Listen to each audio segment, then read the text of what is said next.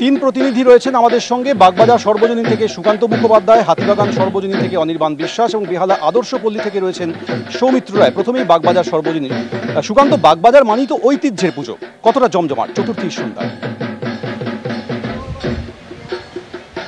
একেবারে দেখো, রাত পোহালে কালকে পঞ্চমী এবং বাগবাজার সার্বজনীন মানে কিন্তু সাবেকি পুজো, এবং সেই সাবেকি পুজোতে দেখার জন্য বা বলা চলে যে অনেকে যারা ঠাকুর দেখা শুরু করে তারা কিন্তু উত্তর কলকাতার সবথেকে আগে যে ঠাকুর দেখে শুরু করে সেটা হচ্ছে বাগবাজার সার্বজনীনের প্রতিমা। তোমাকে একবার সরাসরি ছবিটা দেখাবো এই মুহূর্তে, যে আজকে চতুর্থীর সন্ধ্যা, আগামীকাল পঞ্চমী, কিন্তু তার আগে এই ভিড় দেখে বোঝার জন্যই যে এটা অষ্টমী বা নবমী নাকি এটা চতুর্থীর সন্ধ্যা।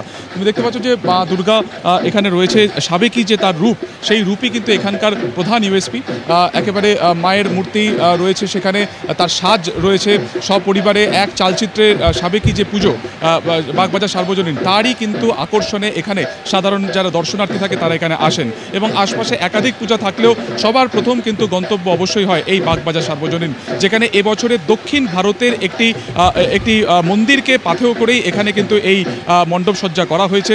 বিগত এক মাস ধরে যারা শিল্পীরা ছিলেন তারা কিন্তু তিলে তিলে এই মন্দির করেছেন, এবং ভেতরের যে কারুকার্য তুমি দেখছো সেগুলোকে তারা তৈরি করেছেন। এবং অবশ্যই মুভিং যে আলোকসজ্জা আমরা দেখতে পাচ্ছি উপরে, দীপ্ত চক্রবর্তী দেখাবে যে ঝাড়, সেটা হচ্ছে সেই আলোকসজ্জা, তা কিন্তু মুভিং অবস্থায় সেটা কিন্তু ঘুরছে প্রতিনিয়ত। এবং গত কাল থেকে কিন্তু এখানে ভিড় বাড়া শুরু হয়েছে। আজকেও প্রত্যেকের এখানে যেটা তারা মনে করছেন যে আগামী দিনে বৃষ্টির একটা ভ্রুকুটি রয়েছে, আবহাওয়ার অবনতি হতে পারে, তাই যে কোনোভাবে যদি দ্রুত বাগবাজার সার্বজনীনের পুজো দেখে নেওয়া যায় সেটাই তারা কিন্তু চেষ্টা করছেন। এবং বিগত 1 ঘন্টা ধরে আমরা এখানে বসে আছি, উত্তরোত্তর কিন্তু লোক এখানে আসছেন, তারা দেখছেন, তারা ছবি তুলছেন, সেলফি তুলছেন, এবং তারপর কিন্তু এখান থেকে তারা চলে যাচ্ছেন। তুমি দেখতে পাচ্ছ ভিড় কাতারে কাতারে আসছে, একদম ঠিক সামনের যে মাঠ বা প্রাঙ্গণ সেখান থেকে সরাসরি তারা মণ্ডপে ঢুকছেন, এবং এখান থেকেই তারা কিন্তু সরাসরি চলে যাচ্ছেন ঠাকুর দেখার পরে অন্য পুজো মণ্ডপে। আরও একবার তোমাকে ছবিটা দেখাবো, এখানে সাবেকি প্রতিমার একেবারে সাবেকি যে সাজ মা দুর্গা, সেই সাজেই কিন্তু এখানে এই মূর্তি রয়েছে এখানে। এবং আমরা দেখতে পাচ্ছি সামনে যারা রয়েছেন তারা কিন্তু এখানে সেলফি তুলছেন। একটু কথা বলো, কোথা থেকে আসছে? আমি আসি দমদম এয়ারপোর্ট থেকে। আজকে চতুর্থী, পঞ্চমী কাল, সপরিবারে চলেছে? হ্যাঁ, সপরিবার না, বন্ধু বান্ধব নিয়ে এসেছি। এখানে ঠাকুরের ছবিটা একবার দেখানোর চেষ্টা করবেন।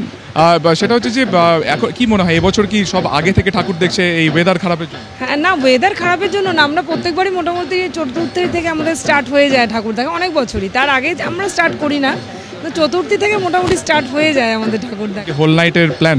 না, হোল নাইট নাই, হয়তো আর একটা দুটো যদি দেখে বাড়ি চলে যাবো। আমরা বেরিয়েছি সেই সকাল, মানে 2টো নাগাদ বেরিয়েছি। কেমন লাগছে ঠাকুর? দারুণ লাগছে। ভিড় কেমন দেখছো? ভিড় ভালোই, কিন্তু এবার আগেরবারের থেকে অনেক কম ভিড় দেখলাম, আগেরবার এর থেকেও বেশি ভিড় ছিল। একেবারেই সুকান্ত, বাগবাজার সর্বজনীনের এক অমোঘ আকর্ষণ, আর সেই অমোঘ আকর্ষণের জন্যই সাধারণ মানুষ প্রত্যেকবার বাগবাজার সর্বজনীনে ছুটে আসেন। তার উপরে তো প্রতিমার সাবেকি রূপ। তুমি আমাদের সঙ্গে থাকো, এবার আপনাদের সরাসরি নিয়ে যাব হাতিবাগান সর্বজনীনে। আমাদের প্রতিনিধি রয়েছে অনির্বাণ বিশ্বাস। অনির্বাণ,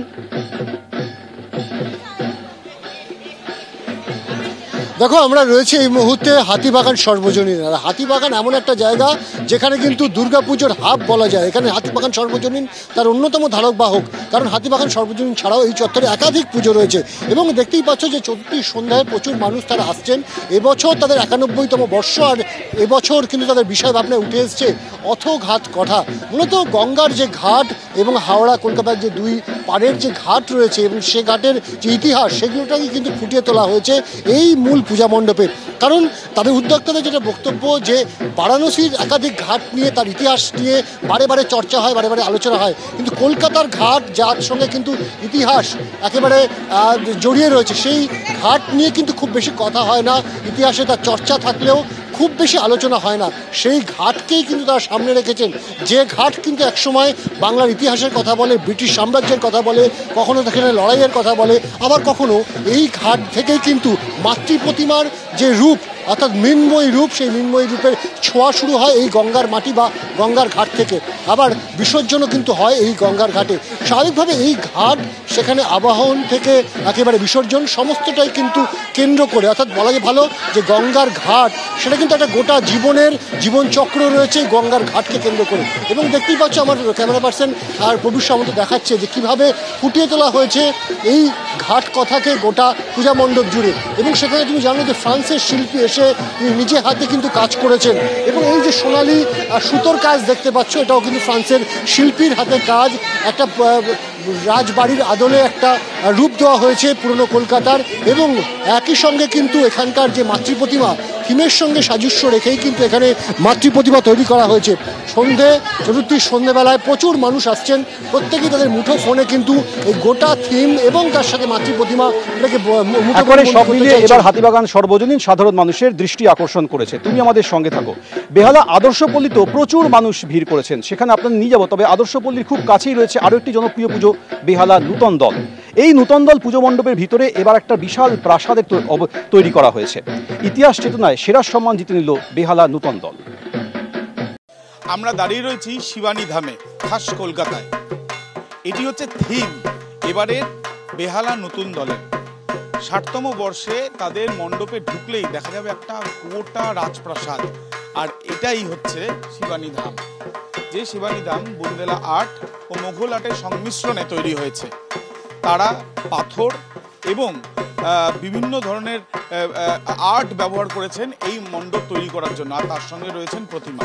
শিবানী কথার আরেক নাম বা শিবানী কথার আরেক অর্থ হচ্ছে পার্বতী।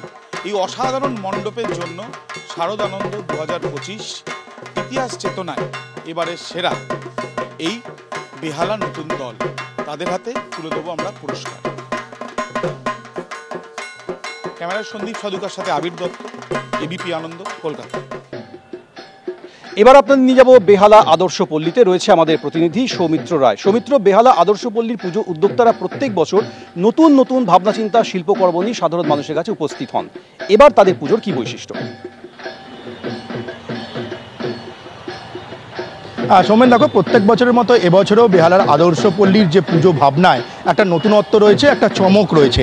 এবারে বেহালা আদর্শপল্লী স্বনামধন্য চিত্র পরিচালক ঋত্বিক ঘটককে ডেডিকেট করে তাদের এই যে চিন্তা ভাবনা, পুজোর যে থিম, সেটা তৈরি করেছে।